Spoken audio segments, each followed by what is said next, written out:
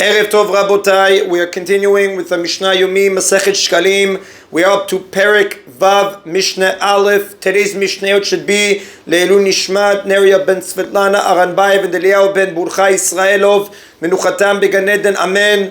The temple courtyard contained two chests into which people could deposit their shkalim. Those were part of a group of 13 chests into which people could deposit money for the offering they owed or for pledges they had made. The Mishnah begins by stating how many chests there were and then lists other features in the temple that were of the same number. Shelosha asar shofarot. There were 13 collection chests, literally shofars. Now the collection chests were given this name because they were shaped somewhat like shofars, narrow at the top and wide at the bottom with a curved neck. This made it impossible for a person to reach into the chest and remove coins while pretending to put them in. 13 shulchanot, 13 tables, 13 hishtachavayot hayu b'mikdash, and 13 bowings in the temple.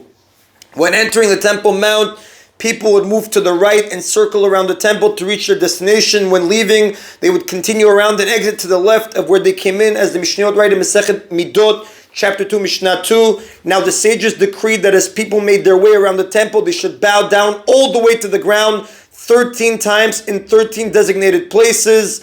The locations and purposes of the 13 collection chests, tables, and bowings will be explained in Mishnayot 3 to 5.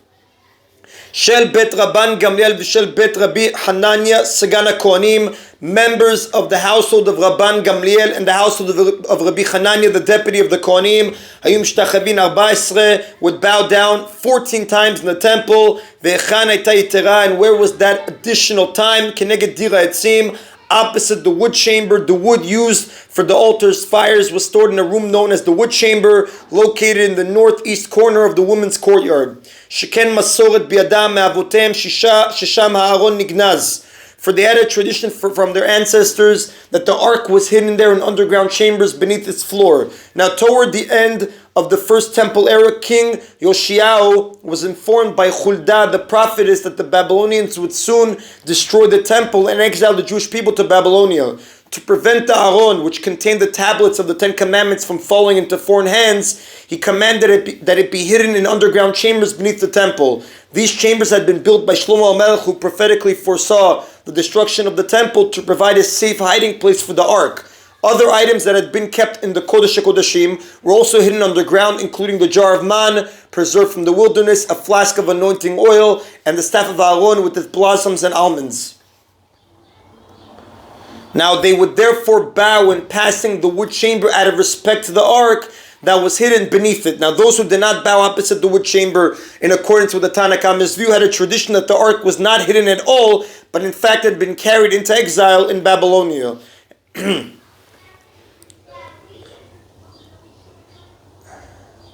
That is in Rabotai of Mishnah Aleph. Mishnah Ben now brings support for the tradition that we just cited in Mishnah Aleph.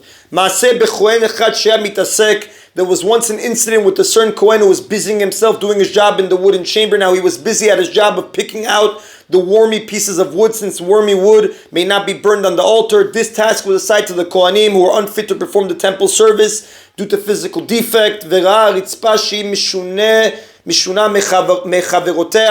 he saw that one of the floor tiles was in a different position than the others and was not aligned with them. That one tile was slightly higher than the others. When the Kohen saw this, he concluded that the tile had once been removed, presumably to hide the ark, and then replaced. Although King Yoshiao hid the ark while the first temple was still standing, and this incident took place during the second temple era, apparently the floor of the temple had not changed significantly since the times of King Yoshiao. Despite the destruction of the first temple, the floor had remained intact.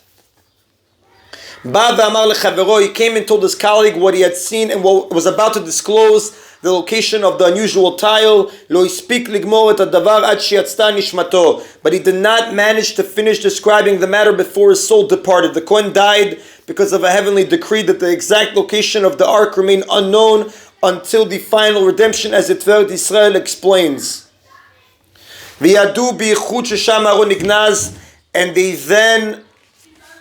And they then knew with certainty that the ark was hidden there beneath the floor of the wood chamber. They drew this conclusion from the fact that he died while trying to relate what he had noticed. And that is in Rabotai of today's Mishna Yomi. Baruch Adonai Le'olam. Amen v'amen.